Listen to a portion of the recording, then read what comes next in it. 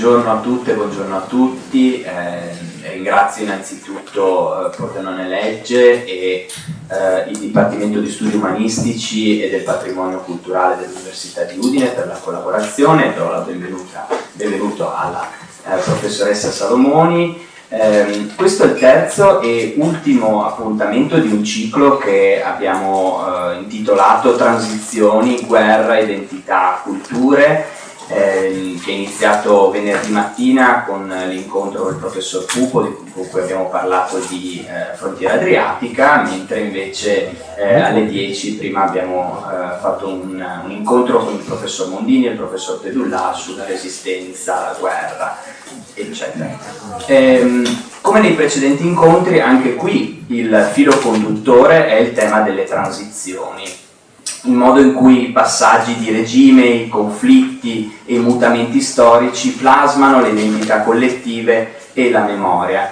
In particolare questa volta ci concentreremo su un aspetto decisivo, come il passato continua a vivere nel presente e come, soprattutto nei momenti di cambiamento politico, venga reinterpretato o messo in discussione.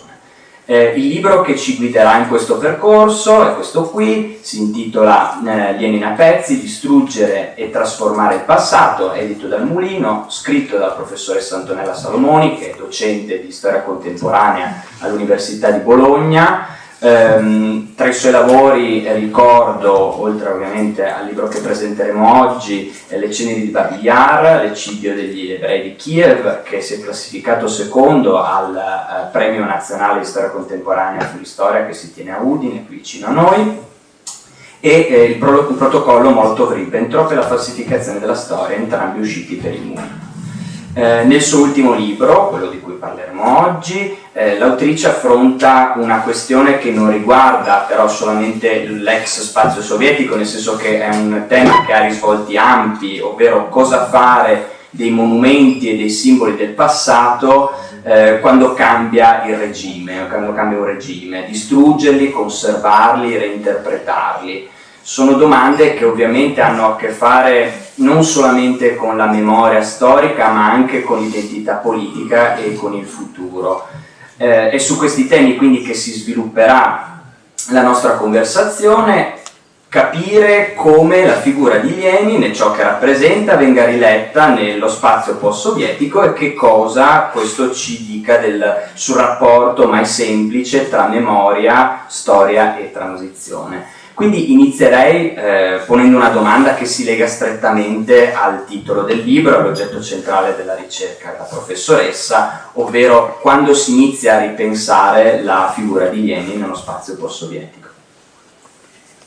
Buongiorno a tutte e tutti e vi ringrazio della vostra partecipazione. È la prima volta che partecipo a questo festival di Pordenone, quindi è davvero ho avuto un impatto questa mattina davvero strabiliante, no? Con questa città così vivace e fertile, si avverte qualcosa di fertile, quindi davvero grazie dell'invito e dell'occasione. Allora, sottolineerei la parola spazio, nel senso che è proprio lo spazio che è al centro un po' della riflessione che ho portato avanti in questo volume. E ci sono sicuramente due date di cesura che vengono immediatamente in mente, 1989 e 1991, quindi a partire da questo momento che la figura di Lenin viene propriamente ripensata in chiave critica, in chiave anche distruttiva, perché ci troviamo di fronte ad un processo iconoclastico, quindi un movimento iconoclastico di distruzione di reperti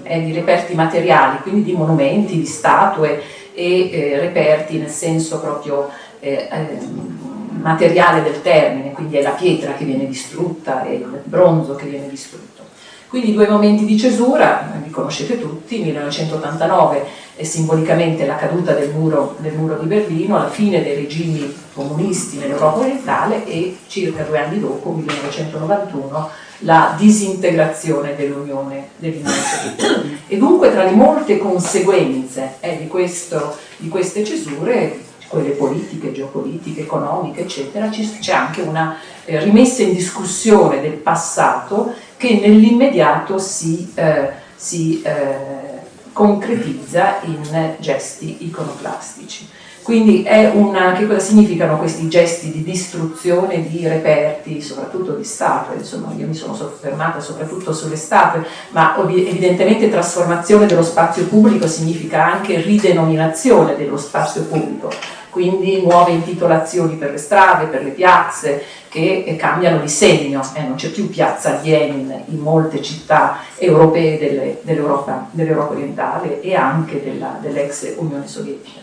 E dunque rimessa in discussione del passato significa rimettere in discussione nell'immediato la dirigenza di quel passato, e è quasi naturale che ciò investa soprattutto Lenin, quindi la maggiore figura, il maggiore dirigente del passato sovietico. È una rottura, 1989-1991 sono due rotture, e dunque tra queste rotture c'è anche l'iconoclastia. E la cosa è abbastanza talmente di cesura e talmente di rottura, se prendiamo proprio come punto d'attenzione Lenin, che basti pensare al fatto che pochi anni prima, quando viene avviato quel processo di riforma in Unione Sovietica, a partire soprattutto dal 1985-86, gestito da Mikhail Gorbaciov, la cosiddetta perestroika, Lenin al contrario era stato riletto e recuperato, tra virgolette, come una sorta di figura di riferimento per la transizione verso un nuovo sistema politico. Quindi c'era stata una sorta, dato dall'alto naturalmente, c'era stata una sorta di ripensamento, più che una revisione del passato, una riflessione sul passato in cui veniva rivalutata la figura di Lenin come un ritorno alle radici, quindi alle radici del sistema sovietico prima della degenerazione staliniana. E questo recupero dura pochissimo, è pochissimo tempo.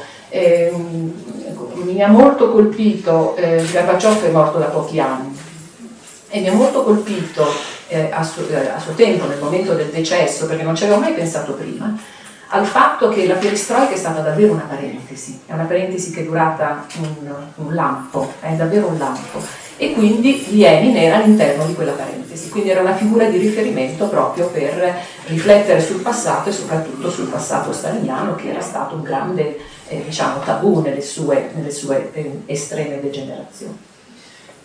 Grazie, appunto. Quali sono quindi le conseguenze di questo ripensamento una volta che appunto l'Unione Sovietica si disgrega e quindi iniziano queste cesure di cui giustamente ci parlava? Allora, bisogna un po' distinguere fra Europa orientale e ex Unione Sovietica, e quindi paesi post-sovietici. Dunque chiamiamolo smantellamento. Lo smantellamento dell'icona, quindi l'iconoclastia è la distruzione di icone, e quindi lo smantellamento delle statue di Lenin, quindi di queste icone, di questa presenza anche di questa presenza invasiva nello spazio pubblico. Ecco, questo non l'ho detto. Lenin è una presenza invasiva, è invasiva nelle piazze, nelle strade, di fronte agli edifici più importanti di un centro urbano, anche di un villaggio di campagna. Quindi insomma, magari dopo darò anche qualche dato quantitativo. Quindi c'è una presenza invasiva, e dunque bisogna un po' distinguere fra ciò che avviene nell'Europa orientale, quindi i paesi post-comunisti, la fine delle cosiddette democrazie popolari, dove gli abbattimenti sono immediati, e ciò che invece avviene nei paesi post-sovietici. Anche la Russia, la Federazione Russa è un paese post-sovietico, quindi c'è una disintegrazione nel 91 di una unione delle repubbliche socialiste sovietiche, questa è la denominazione di URSS. Allora, il processo avviene da subito nell'Europa orientale. La Polonia è uno dei primi paesi in cui già a partire dalla primavera, mi dispiace di non essere riuscita a visualizzare le immagini, il file era pronto ma bisognava mettere delle password che non venivano recepite. Quindi Polonia, ad esempio, vengono immediatamente distrutti già alla fine del 1989 alcune delle più importanti e anche delle più piccole statue di Lenin. Ne ricordo una, è una statua imponente, molto spesso queste statue avevano delle dimensioni davvero gigantesche. È una statua imponente a Nowa Huta, probabilmente non dice, oggi non dice niente a nessuno, però è una città industriale vicino a Cracovia, quindi una città simbolo dell'industrialismo polacco, quindi una città operaia, dove viene abbattuta una delle più importanti, la più grande statua a Lenin presente in territorio polacco. È una statua che ha una dimensione, giusto per darvi un esempio, pesa 7 tonnellate. 7 tonnellate, è davvero una figura imponente. Il solo piedistallo, perché molto spesso ci sono questi piedistalli che rimangono vuoti, quindi viene abbattuta la statua, rimane vuoto il piedistallo che poi potrà anche essere risignificato. Che cosa significa? Costruirvi sopra una nuova statua che abbia un segno diverso rispetto al passato. Solo il piedistallo di questa statua misurava 3 metri, quindi è davvero enorme, e l'insieme monumentale, quindi è soltanto una statua, era di 174 tonnellate. È una figura peraltro molto particolare perché, a differenza del canone tradizionale, Lenin è rappresentato in movimento, quindi c'è il cappotto che leggermente sembra colpito dal vento, quindi è una figura un po' particolare, ha le mani dietro la schiena, quindi anche questo è atipico, non è la classica figura di Lenin con il braccio levato che arringa la folla. Questo è un po' il canone comunista dagli anni 20 in poi. E questa statua la prendo come esempio anche per capire che c'erano stati in passato delle vandalizzazioni, dei tentativi di distruzione, però erano illegali, mentre invece a partire da questo periodo di tempo ciò che avviene è una partecipazione di folla, perché l'iconoclastia nel corso dei secoli è spesso stato oggetto di folle, quindi sono dei movimenti che interessano dei singoli talvolta, ma anche delle popolazioni. E quindi ciò che contraddistingue sovente l'iconoclastia nell'Europa orientale è proprio questa partecipazione dal basso, quindi sono degli atti di distruzione che avvengono tollerati dalle nuove autorità il più delle volte, e avvengono, c'è una folla che decide di esprimere la propria energia e di accentuare l'idea del distacco dal vecchio regime rivolgendosi contro delle statue. E questo avviene un po' in tutti i fenomeni iconoclastici, quindi le statue vengono di fatto un po' viste come uomini o donne in carne ed ossa, no? Quindi si rivolge il gesto violento, queste statue vengono abbattute il più delle volte a colpi di mazza, quindi a colpi di grandi mazze, oppure nel caso di queste statue così imponenti anche con l'aiuto di bulldozer. Quindi questo è il caso di Nowa Huta, quindi vicino a Varsavia, nel nord della Polonia. Poi progressivamente, ad esempio, altri casi molto significativi, l'abbattimento di una statua nel centro di Bucarest, capitale dell'Ucraina. Ecco, in questo caso è un abbattimento, anche questo all'inizio del 90, quindi immediatamente dopo, quando vengono avviate le transizioni. Il termine transizione è un termine che ci interessa oggi, no? Sono dei fenomeni che sono legati a delle transizioni verso la democrazia. E ad esempio nel caso di Bucarest è una statua che viene abbattuta dopo settimane di scioperi. Siamo proprio nel momento in cui c'è il passaggio, è la fine del regime di Ceausescu, che verrà giustiziato, attraverso un atto non legale, verrà ucciso, e dunque questo abbattimento segna proprio questa transizione molto per certi versi anche violenta, quindi dopo settimane di scioperi, dopo uno sciopero della fame indetto da alcuni attivisti civici, proprio per chiedere l'abbattimento di questa statua, poi sarà la folla che interviene un singolo operaio che arriva con un bulldozer, perché questa statua è ancora più pesante di quella di Nowa Huta, quindi anche in questo caso. Il caso di Bucarest è interessante perché Successivamente su questa statua, quello che potremmo vedere oggi in quel luogo, proprio nel centro di Bucarest, sarà innalzata successivamente un nuovo monumento intitolato Ali, quindi è un monumento molto stilizzato, sono delle ali che si rivolgono verso l'alto ed è un monumento in memoria delle vittime del comunismo. Quindi, come vedete, questi luoghi vandalizzati, colpiti da azioni di carattere iconoclastico vengono diciamo non solo ridenominate, quindi non c'è più piazza Lenin o non so a Mosca piazza Dzerzhinsky, che era il capo dei servizi segreti in epoca sovietica, ma c'è anche una risignificazione, quindi il tentativo di sostituire, delle forme di sostituzione per segnare e indicare con precisione la volontà di passare ad una nuova fase. Lei ha appena giustamente detto che bisogna anche distinguere appunto tra quello che è lo spazio dell'Europa orientale e poi quello che era invece l'Unione Sovietica, e c'è un caso che torna molto spesso nel libro a cui lei dedica una parte consistente di questa ricerca, che è il caso ucraino. Che cosa succede lì? Che legame c'è tra gli episodi iconoclastici in Ucraina e quello che è il rapporto tra Russia e Ucraina? Allora, nel caso ucraino è il movimento iconoclastico più importante. È il movimento iconoclastico più importante e, se volete, è già molto significativo. Parte nel 90 in coincidenza con diciamo, le prime rivendicazioni, ciò che porterà poi nel 91 allo distacco dall'Unione delle Repubbliche Socialiste e quindi alla nascita di una Ucraina sovrana, quindi il ritorno ad una sovranità di carattere nazionale. Sottolineo che è un ritorno.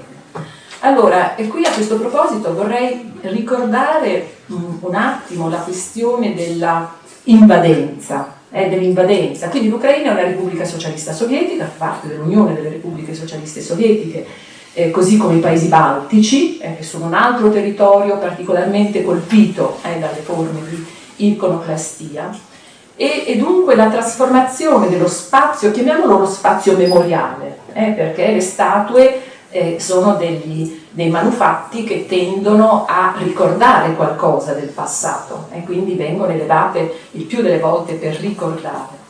E dunque perché dico che è una presenza invasiva? C'è Lenin e ci sono anche altre statue per altri dirigenti, ma Lenin ha una presenza molto particolare. Perché noi abbiamo dei dati di carattere statistico, non voglio essere noiosa con i dati, però penso che servano a fissare, a fotografare un po' la situazione. Stando a delle stime che risalgono al 1991, quindi l'anno della disintegrazione dell'Unione Sovietica, in Unione Sovietica alla data del 1991 esistevano probabilmente, i dati non sono mai del tutto precisi, ma insomma sono abbastanza attendibili, 14.290 monumenti a Lenin in tutta l'Unione delle Repubbliche Socialiste Sovietiche, di varia dimensione, piccoli, grandi, monumenti che avevano degli autori, degli architetti o degli scultori molto importanti, quindi anche monumenti protetti dallo Stato perché reperti culturalmente e artisticamente molto, molto importanti, oppure anche dei monumenti del tutto insignificanti dal punto di vista artistico, quindi piccoli, grandi, in materiali diversi, in bronzo, in pietra, talvolta in gesso, quindi anche materiali che si potevano disintegrare un po' da soli. Alcuni al centro di piazze molto famose nelle grandi capitali, altri invece di fronte a delle scuole oppure in villaggi assolutamente sperduti. Quindi Lenin è presente ovunque e dunque una metà di queste oltre 14.000 monumenti si trovava in Russia, in quella che diventerà la Federazione Russa, e molti di questi monumenti ancora sono al loro posto. Una metà nelle altre repubbliche socialiste sovietiche, circa 5.500, quindi un dato molto importante, in Ucraina, circa 5.500, e poi, lo dico molto rapidamente, 600 in Bielorussia, 500 in Kazakistan, 80 in Moldavia, 300 nelle repubbliche dell'Asia centrale o in Transcaucasia, 160 nei paesi baltici, quindi vedete 150 anche in paesi esteri, paesi amici, quindi paesi con regimi comunisti. E nel gennaio 2021, quindi è un dato che precede la guerra in Ucraina, dunque a distanza di circa 20 anni, ne risultavano ancora in piedi 6.000 in Russia, quindi sono ancora moltissimi, 350 in Ucraina e così via. In Ucraina da 5.500 nel 2021 sono circa, quelli ancora in piedi sono 350. Oggi è un po' difficile dirlo, ma probabilmente non ce ne sono più. Probabilmente non ce ne sono più per tante ragioni, perché molti luoghi sono stati smantellati, ce ne sono nei territori occupati, occupati dall'esercito russo, perché talvolta sono stati ricostruiti. Anche perché alcuni di questi monumenti non vengono distrutti, talvolta vengono smantellati e depositati all'interno di garage, di depositi, insomma di luoghi in cui molti sono sdraiati, ecco, per dire, no? Non vengono neanche distrutti completamente. E dunque questa è una presenza invasiva. L'Ucraina attraversa, è un caso molto specifico, tant'è vero che c'è un nome, c'è una espressione apposta che viene utilizzata per l'Ucraina, che è la parola Leninopad. Io lo dico alla russa, Leninopad. Che cosa significa Leninopad? È una parola composta, c'è Lenin dentro e poi c'è il pad, e quindi è questa piccola particella, se volete, che indica che cosa? La caduta. Pazienie nelle lingue slave significa caduta, quindi è una demolizione. Quindi Leninopad è proprio la caduta, lo smantellamento di Lenin. Quindi viene inventata questa nuova parola. Ed è dunque l'Ucraina è attraversata da delle ondate iconoclastiche. Gli smantellamenti iniziano nel 1990, quindi l'Ucraina è ancora formalmente una repubblica socialista sovietica. Poi c'è una prima grande ondata, è molto interessante anche seguire diciamo, il percorso, la trovate facilmente anche su Wikipedia, una cartina del Leninopad. Sono tanti punti rossi, sono migliaia di punti rossi che segnano tutti i luoghi in cui queste statue sono state smantellate. E è molto interessante perché si vede benissimo che si inizia da occidente, quindi dalla zona di Leopoli, del Lviv, e si procede verso oriente. I luoghi dove questa iconoclastia arriva più tardi, quali sono? È facilmente comprensibile, è il Donbass. È il Donbass, quindi quei territori dove c'è una presenza russa più importante, c'è anche un legame con la Russia molto più solido, c'è una lingua russa importante e quindi si affievolisce, ma viene comunque toccato da queste ondate iconoclastiche un pochino più tardi, vale a dire nella terza ondata, in quella che è stata definita la terza ondata. Il momento centrale è legato a Euromaidan. Euromaidan, quindi immagino che insomma praticamente tutti sappiate che cos'è Euromaidan, e quindi le proteste di Euromaidan 2013-2014, quindi novembre-dicembre del 2013 iniziano questo movimento diciamo di carattere civico che protesta contro le decisioni della dirigenza del tempo, del presidente della Repubblica Ucraina del tempo, che era un presidente filorusso, che blocca il tentativo, il progetto di adesione, di avvicinamento meglio, di avvicinamento all'Europa nella prospettiva di una adesione all'Unione Europea. Quindi lo blocca perché è molto legato a Yanukovych, il presidente Yanukovych lo blocca, e c'è una protesta della società ucraina che si tradurrà in una vera e propria rivoluzione, quella che è stata chiamata la rivoluzione ucraina, che poi avverrà anche attraverso delle violenze, insomma ci saranno molte vittime in questa rivoluzione di carattere democratico. Io non esito a definirla in questo modo.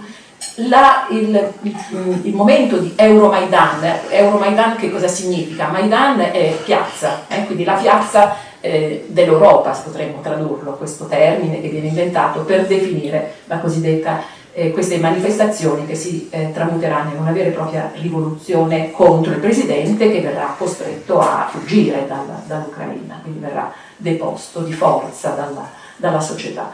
E dunque questo si accompagna l'iconoclastia, diventa un'iconoclastia di massa.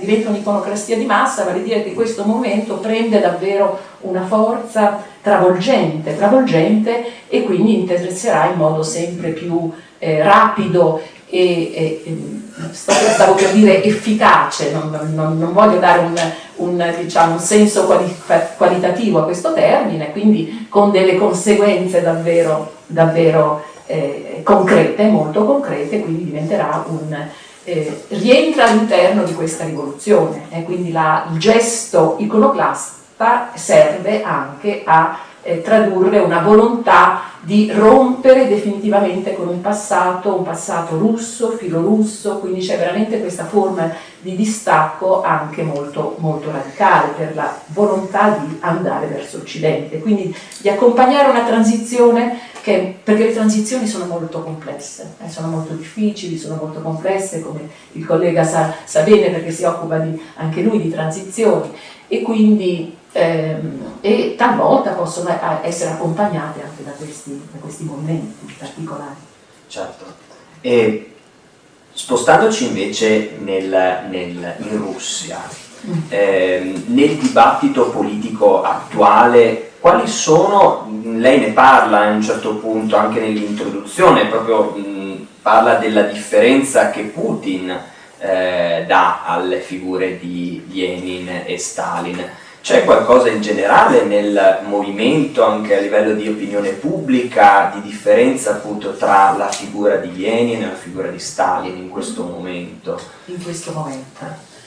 Allora, intanto partirei da questo.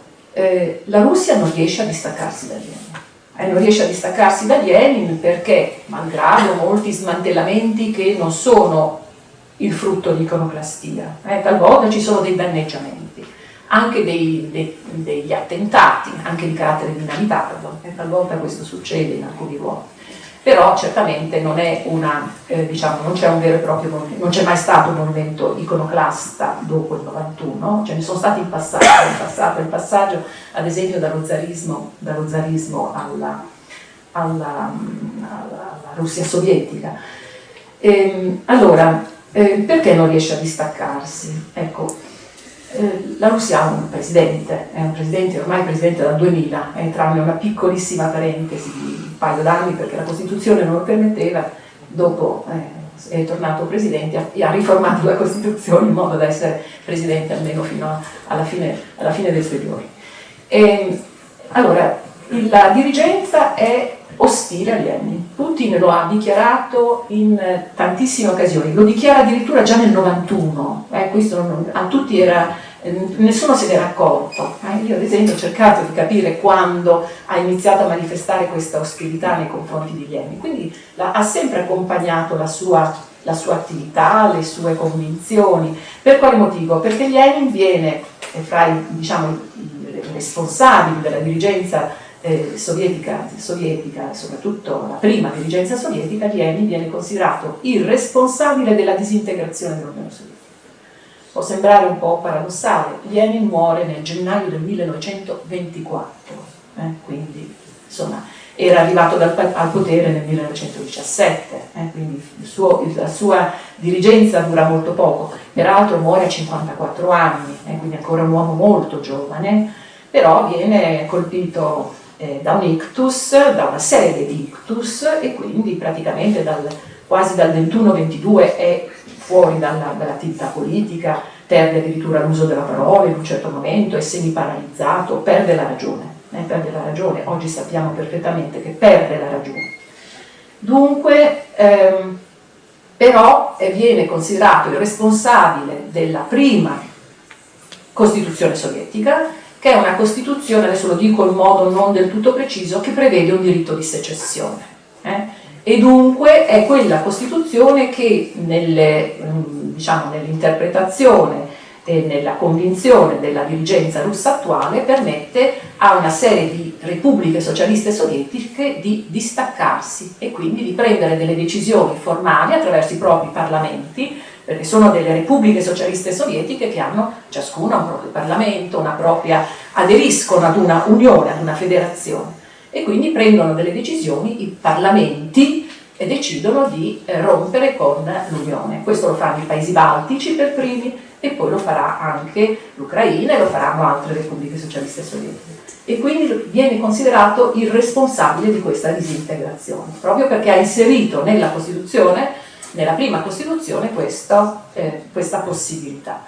E al tempo stesso però non è mai stata presa questa decisione di distacco completo. Qual è il simbolo più chiaro di questa non decisione?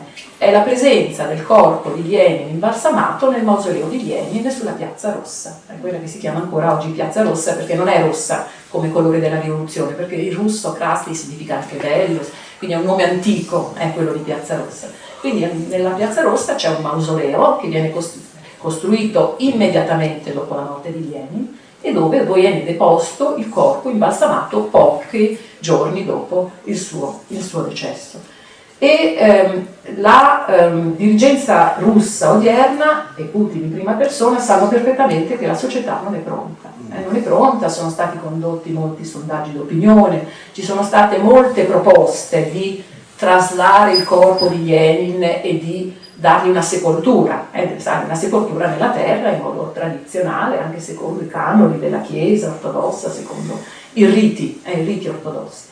Però questa decisione non viene presa e c'è da questo punto di vista anche una alleanza fra il potere e la Chiesa. Anche la Chiesa ortodossa è contraria, nel senso che la popolazione si ritiene che ci siano ancora delle generazioni che non sarebbero pronte ad accettare questo gesto, questa decisione di traslazione. Quindi adesso ho perso un attimo il filo, però quello che volevo dire è proprio che da questo punto di vista il gesto di ridenominazione, ad esempio, e poi arrivo anche a Stalin, ho ricordato qual era il punto, il gesto di ridenominazione, ad esempio, o di abbattimento, di spostamento da dei luoghi, ha riguardato altre figure del passato sovietico, ad esempio il caso di Dzerzhinsky, che era una statua molto importante, anche di pregio dal punto di vista artistico, collocata in una grande piazza centrale di Mosca, di fronte al Palazzo della Lubianka, quindi alla sede dei servizi segreti, ancora oggi la sede classica, tradizionale dei servizi segreti. La Lubianka è una vecchia denominazione. Quella statua, ad esempio, viene portata via nel 91. Nel 91 viene portata via, viene collocata in un parco, molto spesso le statue che non vengono distrutte vengono collocate in parchi a tema. Budapest è un grande parco a tema, nelle vicinanze del centro, nella periferia di Budapest c'è un interessantissimo parco a tema, ce ne sono nei paesi baltici, ce ne sono in Polonia, perché spesso distruggere può avere un significato. Io non giudico, cerco semplicemente di leggere, di comprendere, può avere un significato nell'immediato, però anche la conservazione ha un suo significato, naturalmente, per segnare la storia, il ricordo, insomma, del passato, e quindi questi parchi a tema. Ritorno alla questione di Stalin. Stalin, al contrario, ha avuto una sorta di recupero. Oggi talvolta vengono installate delle nuove statue a Stalin in Russia. Di solito non lo si fa nei grandi centri, lo si fa un po' in sordina, nei piccoli centri, oppure nelle zone in cui Stalin ha vissuto, ha avuto un ruolo.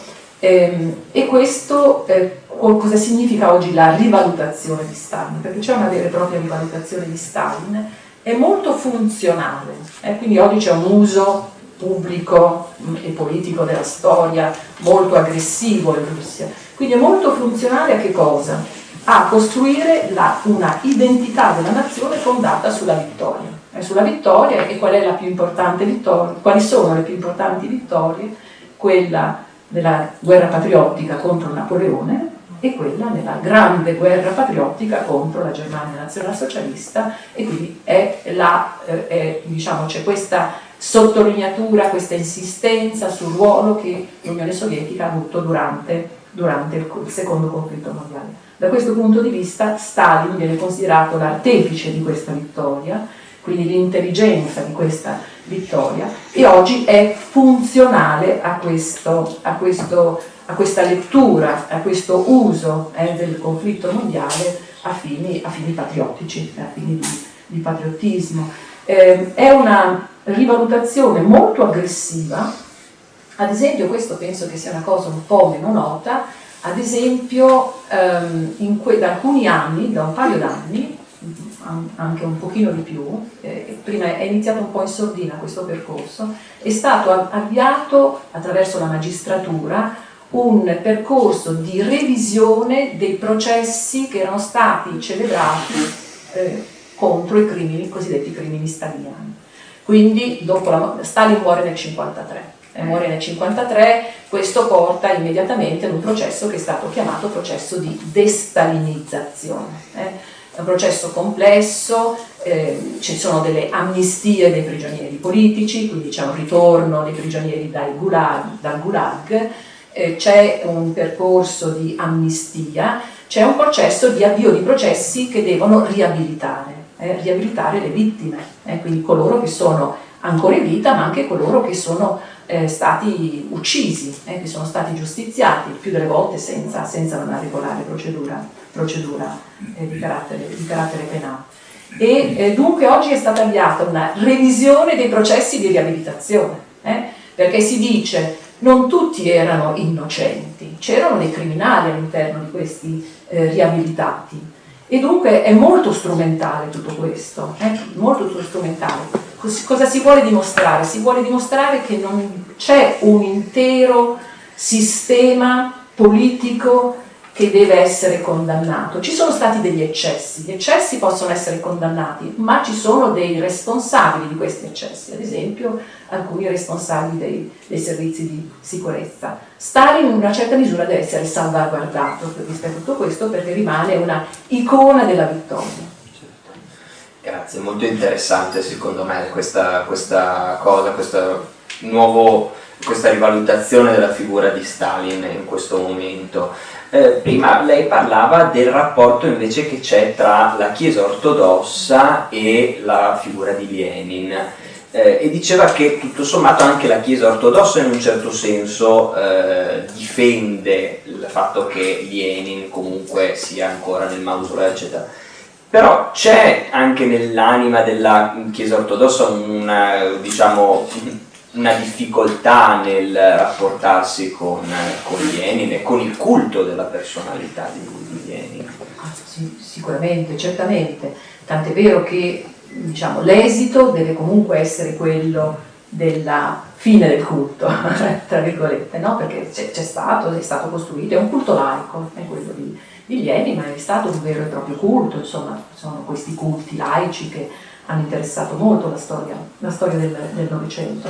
Quindi è un percorso che deve avere questo esito, però è un percorso mediato ed è un percorso anche di compromesso con il potere, quindi c'è una forte alleanza tra Stato e Chiesa. Anche in questo c'è da molti punti di vista, tant'è vero che dal punto di vista, ad esempio, dell'uso dello spazio pubblico, quindi l'uso delle piazze, delle strade, la costruzione di nuovi monumenti, la costruzione oppure la ricostruzione di cattedrali che erano state smantellate, distrutte durante il periodo sovietico. Questo viene portato avanti con grande determinazione. Di recente sono state costruite delle mega cattedrali, sia nel centro di Mosca che nelle vicinanze di Mosca. Tutto questo interessa soprattutto la capitale, per celebrare questa santa alleanza o sacra alleanza. Una sacra alleanza, c'è una perfetta intesa da questo punto di vista. Quindi anche la prudenza è parte sia del potere laico che del potere religioso, assolutamente. E tra l'altro, questa è una cosa che devo ancora studiare perché è recentissima, non vorrei sbagliare, ma sono quasi sicura che sia stato nel mese di luglio la Chiesa ortodossa, attraverso alcune sue agenzie, tra virgolette, alcune sue particolari commissioni, ha prodotto un film documentario contro Lenin, E io l'ho guardato, insomma, l'ho seguito. È un film documentario che fa una ricostruzione della figura di Lenin cercando di smantellarla, cercando di smantellare il mito del Leniano. Lo fa in modo molto aggressivo, aderendo anche a delle tesi di carattere complottistico, quindi Lenin viene considerato all'interno di un sistema satanico, quindi questo è stato, è stato proprio sostenuto e molto incoraggiato, insomma, dai vertici della Chiesa ortodossa. Quindi è un testo, ancora lo devo collocare bene. Certo, avevo visto peraltro il titolo del documentario interessante, La mummia. La mummia, sì. È interessante come titolo. Tra l'altro non è una mummia Lenin, è un corpo imbalsamato. Anche in Italia sono stati scritti dei libri con il titolo La mummia di Lenin. In realtà non è propriamente una mummia, è un corpo imbalsamato, tra l'altro attraverso anche delle procedure di carattere scientifico per quei tempi, insomma, dei medici che si sono anche messi a servizio. Peraltro l'imbalsamazione, questo io l'ho studiato negli ultimi 2 anni, prima non ne sapevo assolutamente niente di queste procedure, ma l'imbalsamazione è molto frequente nel corso del Novecento. E anche prima, Mazzini, ecco. Quindi a partire dagli anni 20 diventa un percorso molto seguito, e ad esempio i medici e coloro che continueranno nel corso dei decenni a curare, tra virgolette, questo corpo imbalsamato, perché ovviamente ha delle forme di, gli organi si decompongono, deve essere intrattenuto il corpo imbalsamato, presteranno servizio anche per altri stati, per aiutare nelle opere di imbalsamazione. L'altra cosa che volevo chiederle è, forse spero che non suoni come una provocazione, non lo è, però questo movimento iconoclastico che si è sviluppato in quest'area, l'area orientale dell'Europa e nello spazio post-sovietico, può rientrare in senso ampio in quella che è la cancel culture occidentale, o va trattato come un caso totalmente a sé? Per certi versi sì, per certi versi invece come qualsiasi fenomeno di cancel culture, ha veramente delle specificità. Ancora non saprei rispondere proprio in modo del tutto preciso, vale dire che ci sono molti tratti comuni, soprattutto laddove c'è una spinta che viene dal basso, quindi c'è un movimento di piazza, c'è un movimento di folla, c'è qualcosa che proviene veramente dalla base della società, e quando si vuole segnare delle forme di distacco, prima ho utilizzato questa espressione, distacco da un potere, nel caso di Lenin o di altri dirigenti dell'età sovietica, di un sistema che viene considerato repressivo, dal quale ci si vuole per l'appunto allontanare in modo definitivo. Quindi questo sì, però al tempo stesso direi che ci sono tanti tratti originali, e io credo che si debbano seguire le analogie, ma anche cercare di capire le specificità.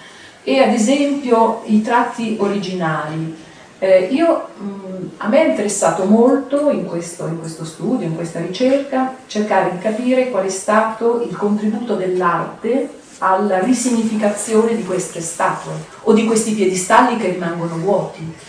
Quindi c'è un grande contributo che viene dagli artisti, che talvolta propongono non la distruzione, ma la risignificazione. Ad esempio, anche in modo talvolta ironico. Ad esempio, a Odessa, era una delle immagini che avrei voluto mostrarvi, una statua di Lenin importante nel centro di Odessa viene camuffata e viene trasformata in un eroe di Guerre Stellari, del film Guerre Stellari. Oppure ci sono delle statue che vengono anche queste modificate attraverso degli interventi molto, molto particolari, molto, molto seri, tra virgolette, no? Viene risignificato in un colono georgiano.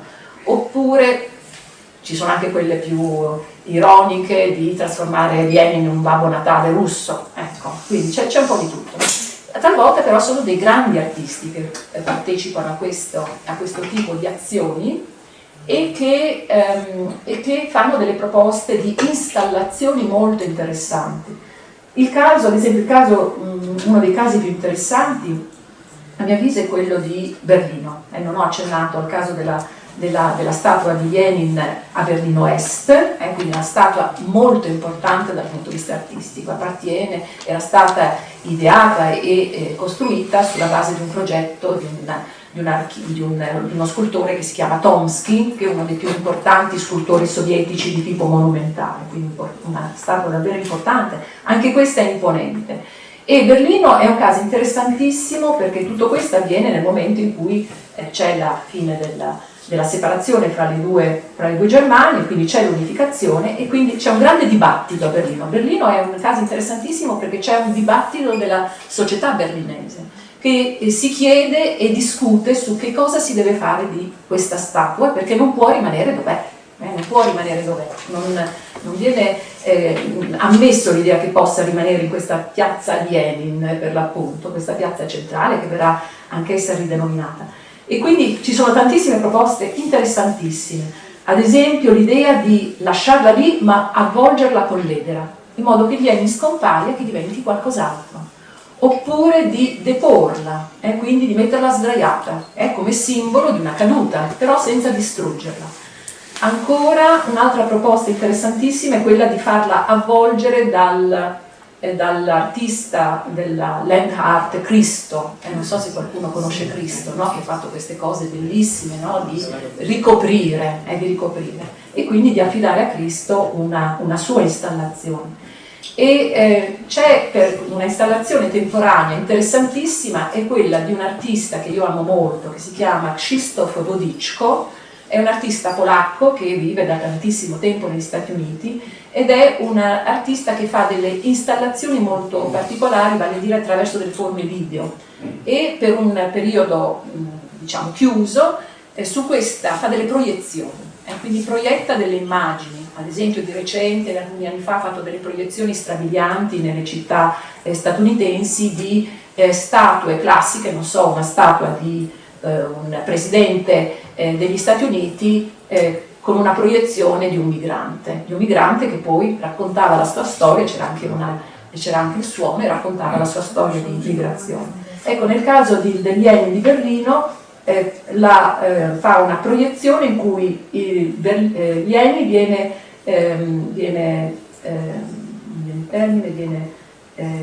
riconvertito in un turista polacco. Un turista polacco ha un carrello della spesa, dei souvenir, ha una maglietta a strisce bianche e rosse, i colori della bandiera polacca, e quindi vuole significare che cosa? La possibilità ormai di viaggio che con la fine delle frontiere del comunismo qualsiasi cittadino può affrontare dei viaggi che può affrontare, insomma si inizia una vera e propria mobilità. È un breve periodo di tempo, poi questa statua verrà deposta e frantumata, quindi le autorità tedesche decidono di sezionarla, non ricordo adesso esattamente, 120-130 pezzi, vengono sotterrati in un luogo segreto per impedire una sorta di pellegrinaggio verso questi resti materiali, e poi alcuni anni dopo verrà dissotterrata la testa e verrà esposta in un museo dei reperti di epoca socialista. Se qualcuno ha visto il film Goodbye Lenin, un film bellissimo, quindi chi non l'ha visto lo guardi, se lo si ritrova facilmente. A un certo punto c'è questa immagine di Lenin che vola, no, attaccato a una gru, ed è vera, cioè proprio è quello che avviene attraverso la sua deposizione. Ringraziamo la professoressa Salomoni per questo